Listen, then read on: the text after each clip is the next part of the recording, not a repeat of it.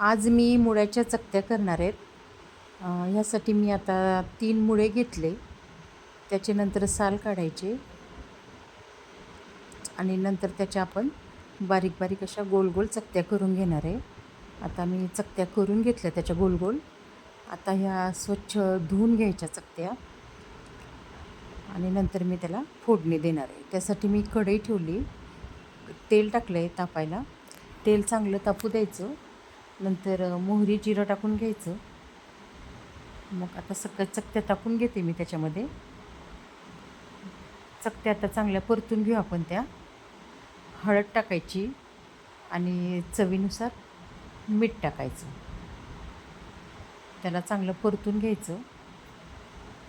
आता हळद मीठ टाकून घेतले, चांगलं परतून घेते एकदा. खूप चवदार होतात त्या चकत्या मुळ्याच्या. तोंडी लावण्यासाठी खरंच छान आहे, एकदम चवदार. अशा झाल्या होत्या चकत्या. माझ्या आई तर ह्या तव्यावरच टाकायची. चपात्या झाल्या ना, तव्यावर याला फोडणी द्यायची. खूप छान होतात. आमच्या घरात तर खूप आवडायच्या ह्या चकत्या.